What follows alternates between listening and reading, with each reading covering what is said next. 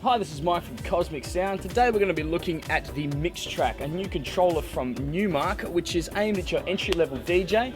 Now, Traktor DJs will be right at home here with a very familiar footprint, but Numark have also thrown in some very cool features to make this a great controller. Now the Mixtrack will be coming in to replace the Stealth and Omni controls also from Numark. The first thing you'll notice is the jog wheels on the Mixtrack are much larger than previously on the Stealth and the Omni, and subsequently we get a much better response from the actual wheel itself. Now we can jog with these new wheels in a couple of different ways. When the track is not playing, we can scroll through as if using a CDJ in vinyl mode. And when we engage the track, we get the jog wheel effect, or the pitch bend you'd also expect to see in the CDJ mode. We've also got the scratch button underneath the jog wheel to the bottom right, which allows us to actually engage scratching while the track is in motion. Now up the top of the Mixtrack we have the effects section. Now the way this works is we have the master effect on and off button. We have the select, so we can actually choose which effect we'd like to use, and this just cycles through the effects on Traktor. We also have control number 1, which controls the master wet and dry, and control number 2, which controls the individual parameters for each effect.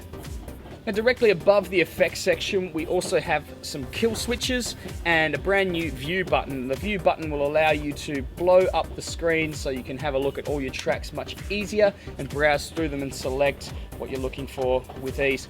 Now the kill switch is pretty straightforward. Basically what they'll do is knock out your bass, your mids or your treble, and you can do all three at once, which is a complete kill. We also have automatic and manual looping here, which will allow you to create your own loops manually, or you can hit that and create a half bar, 1 bar, or 2 bar loop. In the middle of the Mixtrack we have a 3-band EQ. Now as this is a controller, we have to run it in internal mode, so we're controlling the internal mixer, and we can go into our preferences and we can choose which EQ type we'd like to model our mixer off. So we have a few different ones there. We have the classic and a few other popular ones as well, like the zone mixers from Allen & Heath. To the right of that we have the large browse knob, which will basically allow you to scroll upwards and downwards through your track library, and when you've picked the track you like, to the left or right you have the load A and load B buttons, which will load your track. Also we've got the back button, which sits directly below the browse knob. What this will allow you to do is browse through the entirety of your computer without ever having to use the mouse. So when I press the back button I have two options, either file or folder. When I'm on folder we can browse through all of our different folders on the computer. In the file, it'll jump across to the right. We can browse through that particular folder and select between the individual tracks. Other than that, the Mixtrack's a pretty straightforward piece of equipment. We've got some new faders up the top for your pitch control, which are weighted, a really nice crossfader, 3 faders in the middle, denoting deck A, your master, and deck B.